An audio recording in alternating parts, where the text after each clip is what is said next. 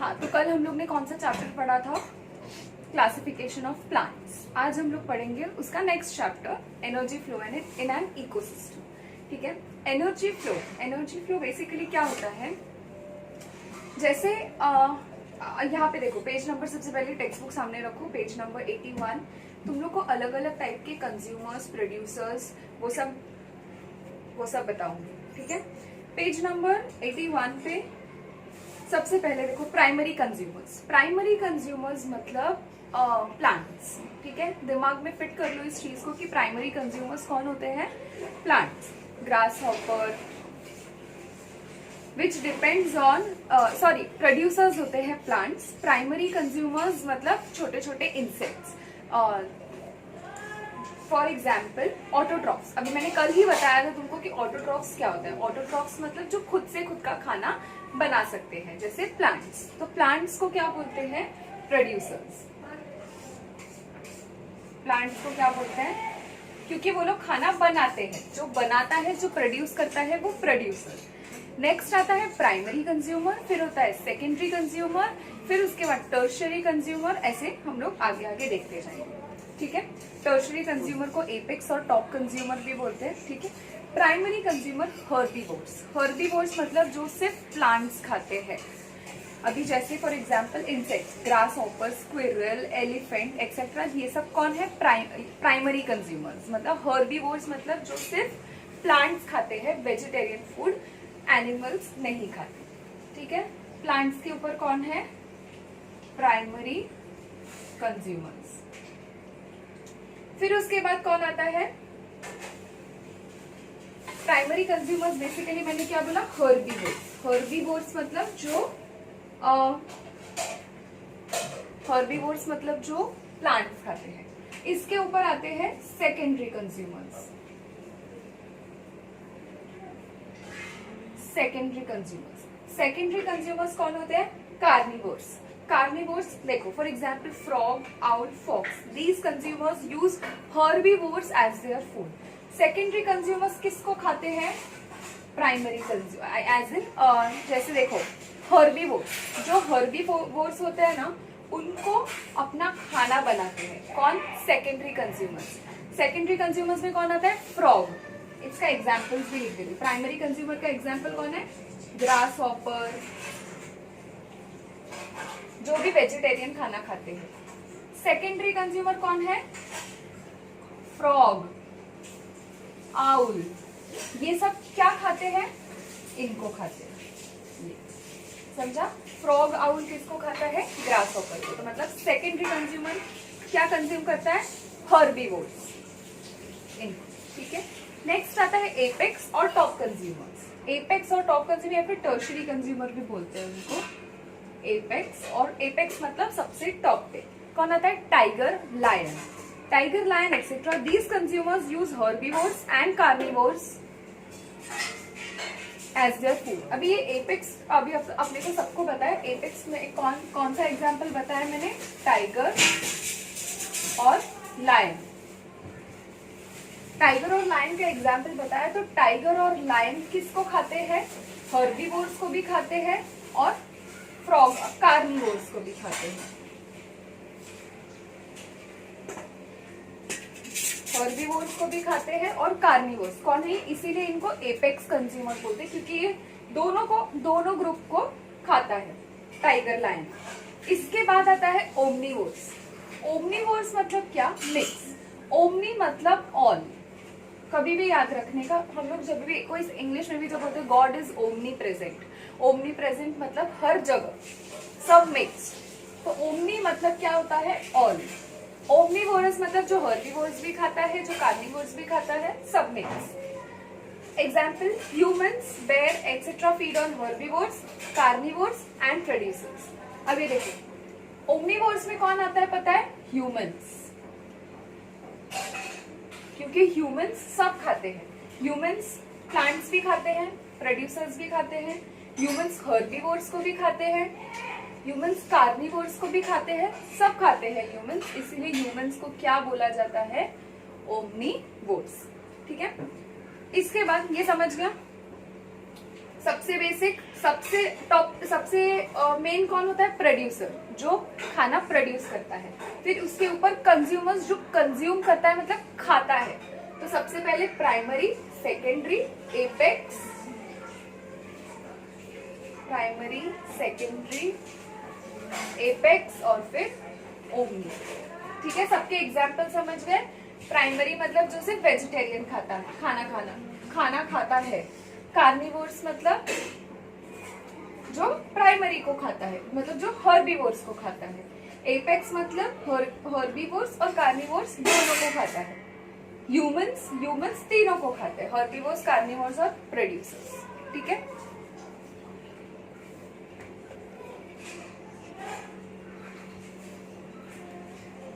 अब नेक्स्ट है food chain और फूड वेब। फूड चेन सबसे पहले देखो हम लोग ने ये प्लीज कॉपी कर लो तो तुमको अच्छा पड़ेगा। वीडियो पॉज करके कॉपी कर लेना, ठीक है।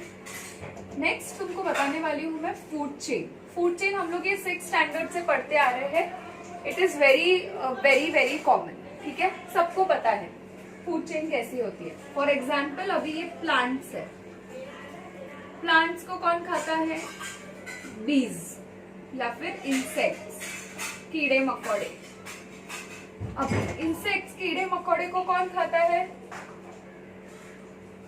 फ्रॉग। फ्रॉग को कौन खाता है? एक मिनट, मैंने थोड़ा गलत तरीके से लिखा है, इसको एज ए चेन लिखना चाहिए। मैं रब कर रही हूँ, कॉपी कर लेना। हाँ, सबसे पहले कौन आया? प्लांट्स। प्लांट्स को किसने खाया? बीज या फिर इंसेक्ट्स। बीज या इंसेक्ट्स को कौन खाता है? फ्रॉग। ठीक है, फ्रॉग को किसने खाया? स्नेक। स्नेक को किसने खाया? ईगल। और ईगल फिर से डिकम्पोज हो गया,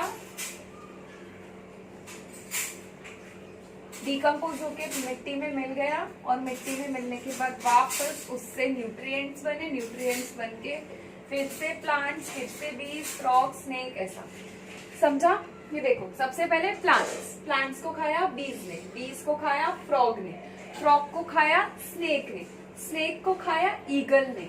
ईगल जब डिकम्पोज हो गया, मतलब ईगल जब मर के मिट्टी में मिल गया और फिर वो डिकम्पोज हुआ। डिकम्पोज मतलब एकदम छोटे छोटे न्यूट्रिएंट्स या पार्ट्स में डिवाइड हो जाना। जब डिकम्पोज हो गया, डिकम्पोज होके उसी न्यूट्रिएंट से वापस प्लांट्स बने, वापस बीज, ऐसे सब साइकिल चेन ये चलता है। समझा? तो इसको बोलते हैं फूड चेन। फूड चेन के बाद आता है फूड वेब।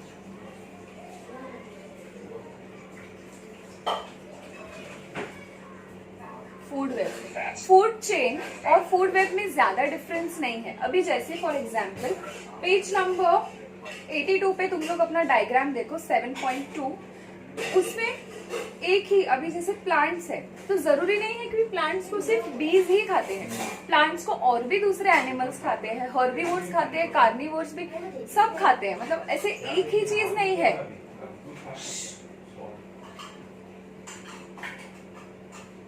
जरूरी नहीं है कि प्लांट्स को सिर्फ बीज ही खाए, प्लांट्स को माउस भी खाता है, दूसरे अलग बर्ड्स भी खाते हैं।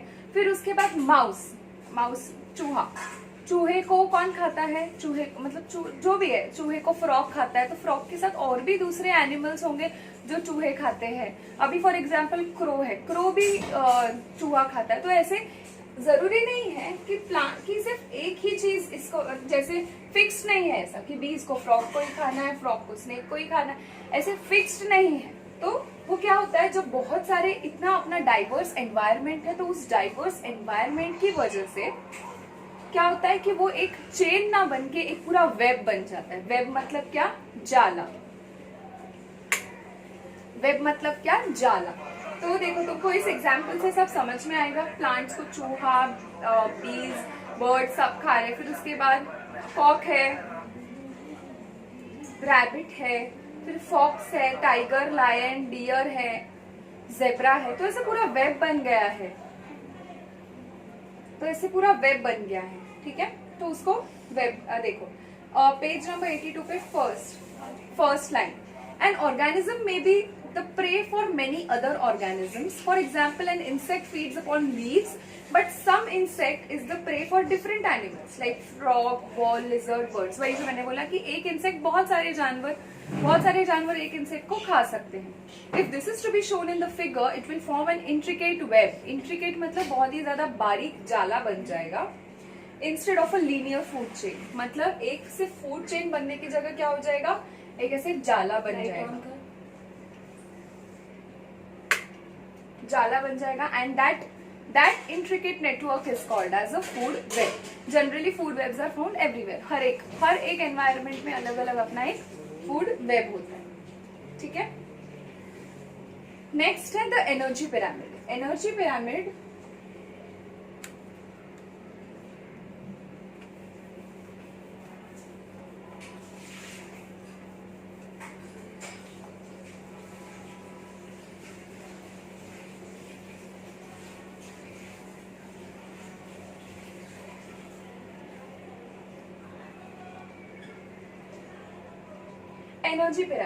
एनर्जी पिरामिड मतलब क्या है? पिरामिड सबको पता है. हाँ, तो मैं एनर्जी पिरामिड के बारे में बता रही थी. एनर्जी पिरामिड क्या होता है कि फ्लो ऑफ एनर्जी, कि कौन किसके पास कितनी एनर्जी है और एनर्जी कैसे फ्लो हो रही है. सबसे ज्यादा एनर्जी किसके पास होगी? प्रोड्यूसर, क्योंकि वो ही खाना प्रोड्यूस कर रहे हैं. तो सबसे ज्यादा एनर्जी किसके पास है? प्रोड्यूसर्स, मतलब प्लांट्स. इसीलिए प्लांट्स को खा के अपने को एनर्जी आती है. तो प्रोड्यूसर्स के पास सबसे ज्यादा एनर्जी है, इसीलिए उसको सबसे बड़ा ब्लॉक दिया गया है. फिर उसके बाद कौन आते हैं? प्राइमरी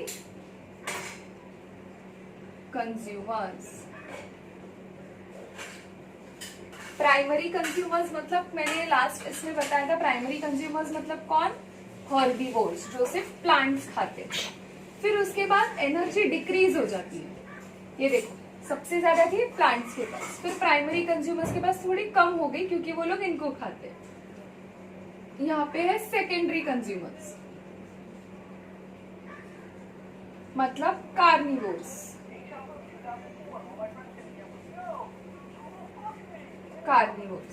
उनके ऊपर कौन है? ओमनीवोर्स. ओमनीवोर्स मैंने बताया था. ओमनीवोर्स मतलब कौन? ह्यूमन, जो सब मिक्स खाते हैं. थोड़ा सा प्लांट्स खाएंगे, थोड़ा प्राइमरी कंज्यूमर भी खाएंगे, थोड़ा सेकेंडरी कंज्यूमर्स भी खाएंगे, वैसा. Omnivores are the top consumers, ठीक है. अब इस लेवल को क्या बोलते हैं? Trophic level. ये देखो, इन सबको क्या बोलते हैं? प्रोड्यूसर्स. वो प्रोड्यूस कर रहा है, मतलब उनका कोई ट्रॉफिक लेवल नहीं है. जैसे एनर्जी पास ऑन होते जाती है वैसे वैसे ट्रॉफिक लेवल आते जाते हैं. ये है फर्स्ट ट्रॉफिक लेवल, ये है सेकेंड ट्रॉफिक लेवल और ये है थर्ड ट्रॉफिक लेवल, ठीक है. देखो पेज नंबर 82 पे उसका डेफिनेशन दिया गया है. A trophic level is a step at which organism obtains its food in the food chain. The amount of matter and energy gradually decreases from producers at the lowest level to the top consumers at the highest level.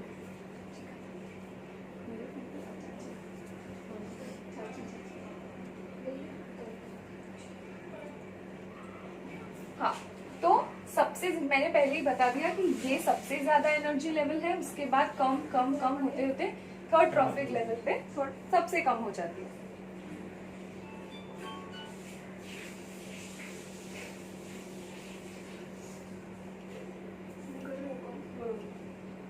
हाँ,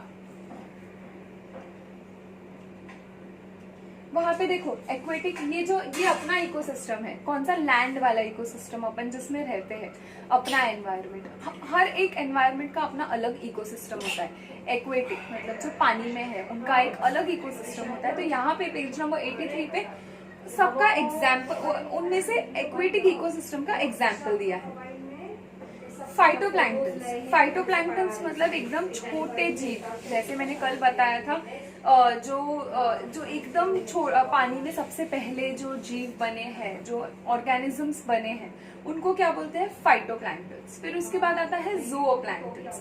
तो phytoplanktons के पास 10,000 kilo calories of energy होता है। Energy मापने के लिए यही एक मतलब ऐसे बहुत सारे हैं, पर एनर्जी जो क्या बोलते हैं मेजर करते हैं, उसका यूनिट है कैलोरीज। जब भी हम लोग भी अभी अपन भी वर्कआउट करते हैं फॉर एग्जांपल, तो वर्कआउट करने के टाइम हम लोग क्या किस में एनर्जी मेजर करते हैं? कैलोरीज में।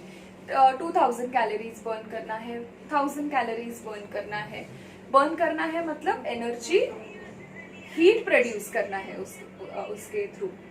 फाइटोप्लैंक्टन्स के पास 10,000 किलो कैलोरीज ऑफ एनर्जी है, ज़ूओप्लैंक्टन्स के पास 1000। तो देखो सबसे ज्यादा किसके पास था? फाइटोप्लैंक्टन्स, फिर उसके बाद ज़ूओप्लैंक्टन्स। फाइटोप्लैंक्टन्स मतलब छोटे छोटे प्लांट्स, फिर उसका ज़ूओप्लैंक्टन्स मतलब उन प्लांट्स को खाने वाले छोटे जीव। फिर उसके बाद फिशेस किनको खाती है? वो जो छोटे इंसेक्ट जैसे जीव होते हैं पानी में, उनको।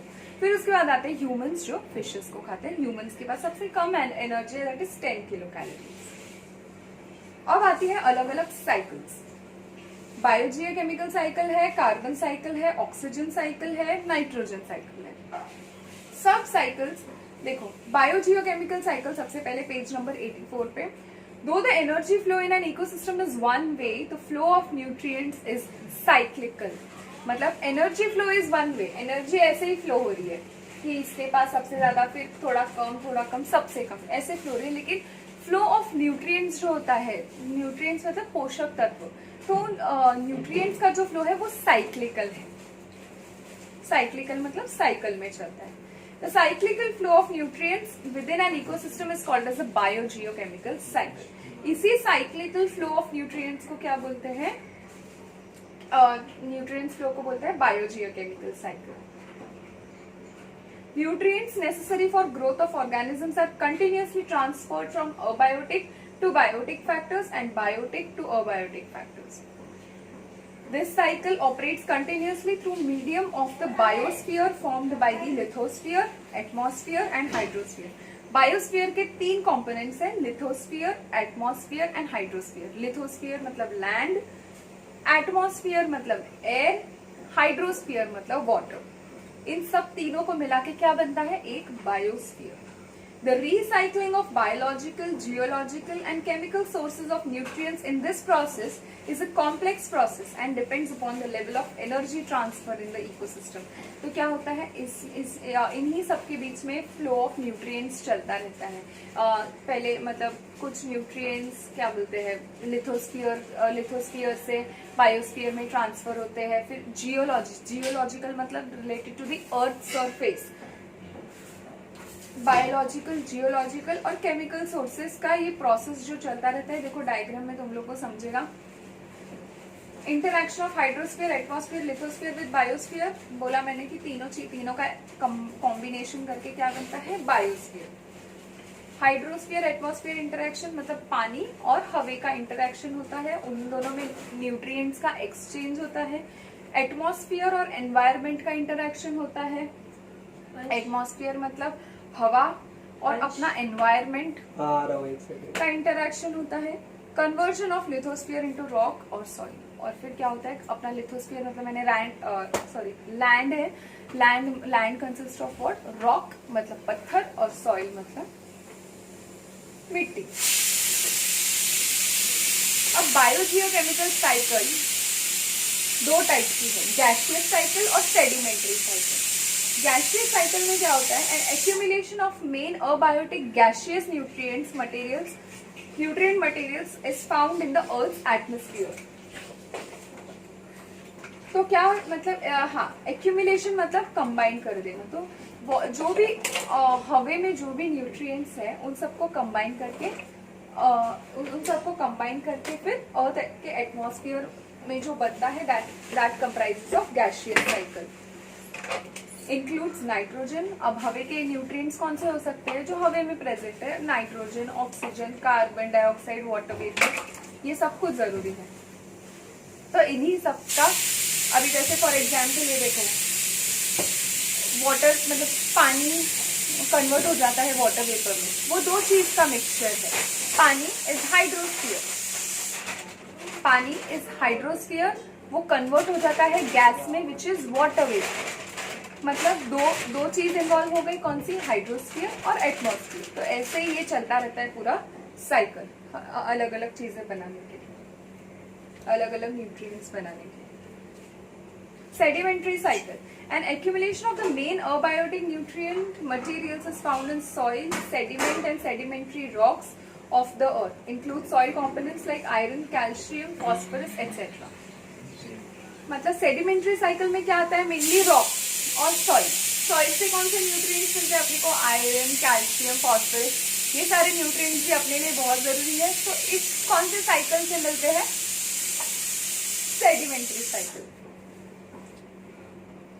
नेक्स्ट है कार्बन साइकिल, ऑक्सीजन साइकिल और नाइट्रोजन साइकिल।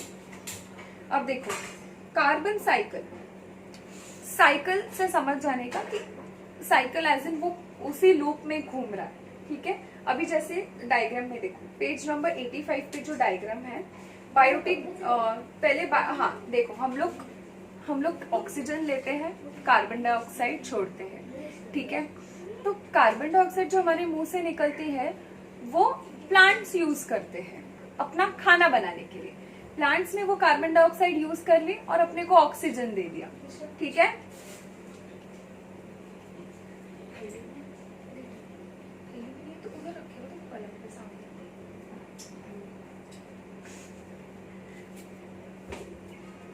हाँ, तो मैंने क्या बोला कि हम लोग जो कार्बन डाइऑक्साइड रिलीज करते हैं वो यूज करके प्लांट्स अपने को ऑक्सीजन देते हैं। वैसे ही देखो फैक्ट्रीज में से जो CO2 निकलता है वो भी एटमॉस्फेयर में एब्जॉर्ब हो, मतलब प्लांट्स एब्जॉर्ब करते हैं और फिर अपने को ऑक्सीजन देते हैं। तो ऐसे अलग अलग चीजों की साइकिल है। उसके बाजू में एक पैराग्राफ है, plants convert carbon dioxide into carbohydrates, carbohydrates मतलब खाना, by the process of photosynthesis. Similarly, they produce carbon compounds like proteins and fats too. और उसी कार्बन से प्लांट्स क्या बनाते हैं, प्रोटीन्स भी बनाते हैं और फैट्स भी बनाते हैं। Herbivores feed upon plants. इसमें बताया herbivores feed on plants. Carnivores feed on herbivores. Carnivores feed on herbivores. In this way, biotic carbon is transported from plants to herbivores, from herbivores to carnivores, and ऐसे ही cycle continue होता रहता है। वही मैंने बोला ना, ये कार्बन, इन लोगों ने क्या किया, कार्बन अंदर लेके ऑक्सीजन दिया जो इन लोग ने कंज्यूम किया, फिर इनको इनने कंज्यूम किया, फिर इनको इनने कंज्यूम किया, मतलब खाया, और फिर ह्यूमंस ने जो कार्बन डाइऑक्साइड रिलीज की वापस उसको तो मतलब ये पूरा साइकिल चल रहा है, समझा। इन ह्यूमंस ने जो कार्बन डाइऑक्साइड रिलीज की उनको प्लांट्स ने फिर यूज किया, फिर खाया, फिर ये चलते ही रहता है इन इन्फिनाइट लूप, ठीक है। तो इसको बोलते हैं कार्बन साइकिल।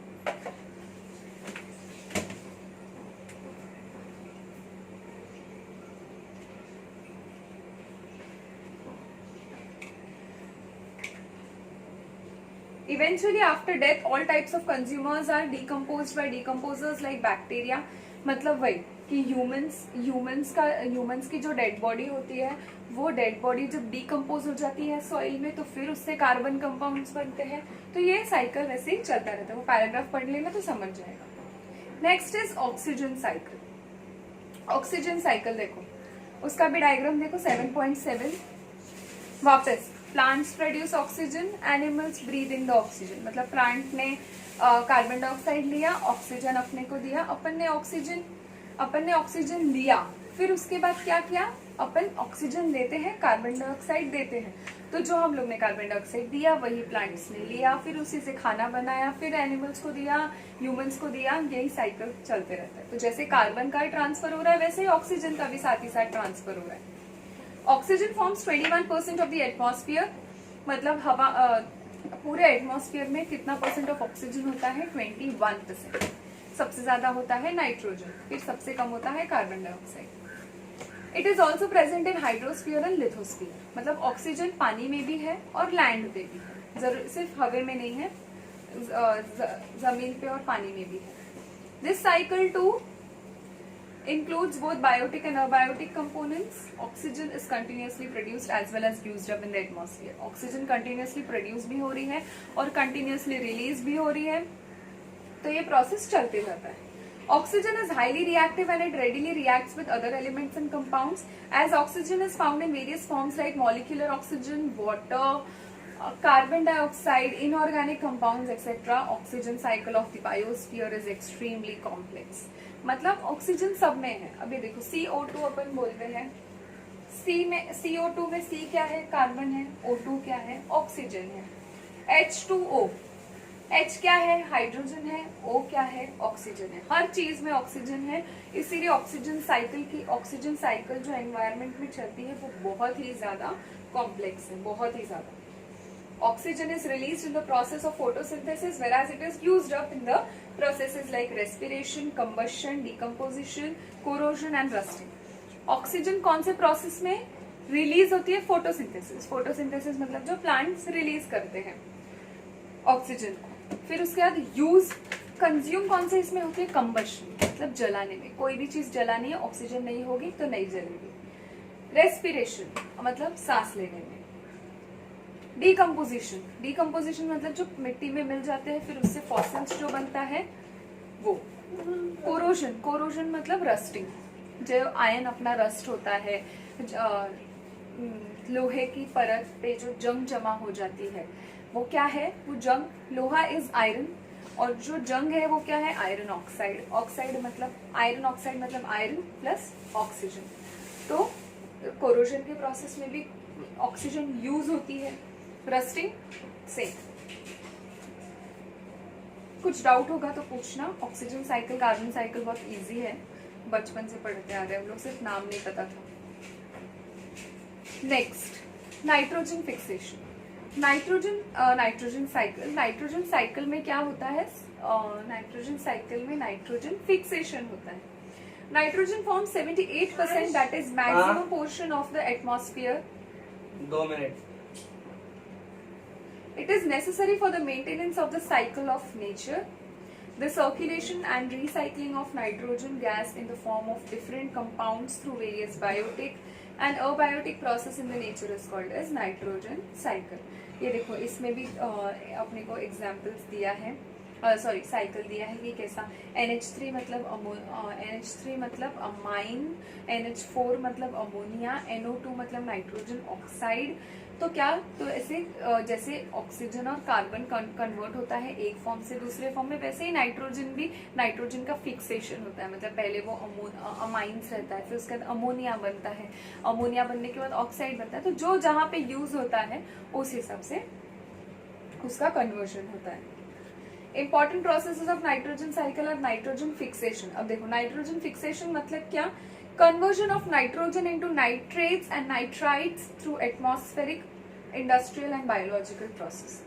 मतलब नाइट्रोजन फिक्सेशन में क्या होता है कि नाइट्रोजन कन्वर्ट होता है किसमें? नाइट्रेट्स और नाइट्राइट्स. अभी के लिए इतना ही याद रखो. अगर 11th-12th में साइंस लिया तो नाइट्रेट्स, नाइट्राइट्स, इन सब का अलग अलग क्या फंक्शंस है वो समझेगा तुमको. अभी समझने की जरूरत नहीं है, इतना डिटेल में तुम लोग को नहीं पूछेंगे. Through atmospheric, industrial and biological process. मतलब नाइट्रोजन को नाइट्राइट्स और नाइट्रेट्स में कन्वर्ट होने के प्रोसेस को क्या बोलते हैं? Nitrogen fixation. एमोनिफिकेशन मतलब release of ammonia through the decomposition of dead bodies in excretory waste of organisms. जब भी हम लोग if we pass by a public toilet या फिर तो अमोनिया की स्मेल आती है. Whatever is the excretory waste of organisms उसमें से अमोनिया रिलीज होता है, तो अमोनिया की स्मेल आती है. तो उसको, उस प्रोसेस को क्या बोलते हैं? एमोनिफिकेशन. तो जब कोई डेड बॉडी भी डिकम्पोज होना चालू होती है ना मिट्टी में, तो उससे भी अमोनिया रिलीज होता है. तो उस प्रोसेस को क्या बोलते हैं? एमोनिफिकेशन. नाइट्रिफिकेशन मतलब conversion of ammonia into nitrite and then nitrate. Nitrification में क्या होता है? अमोनिया को पहले नाइट्राइट में कन्वर्ट करते हो और उसी नाइट्राइट को फिर नाइट्रेट में कन्वर्ट. डेंट्रिफिकेशन मतलब conversion of nitrogen compounds into gaseous nitrogen. Gaseous nitrogen मतलब जो जैसे अलग अलग टाइप्स होते हैं, जैसे ऑक्सीजन नाइट्रोजन के मैंने अभी टाइप्स बताए, नाइट्राइट, नाइट्रेट्स, तो वैसे ही गैशियस नाइट्रोजन अभी जो एसी में यूज होता है, एसी में ठंडी हवा किस वजह से आती है, क्योंकि उसमें नाइट्रोजन है। नाइट्रोजन ये किया है क्या बोलते हैं, उसमें नाइट्रोजन भरा हुआ है, इसीलिए ठंडी हवा आती है। तो इसी को conversion of nitrogen compounds into gaseous nitrogen, इसको क्या बोलते हैं, डीनाइट्रिफिकेशन। मतलब नाइट्रोजन के जो कंपाउंड्स है, जैसे नाइट्रोजन के कंपाउंड्स कौन से हैं, नाइट्रेट्स और नाइट्राइट्स, इनको वापस नाइट्रोजन में कन्वर्ट कर देने को क्या बोलते हैं, डीनाइट्रिफिकेशन।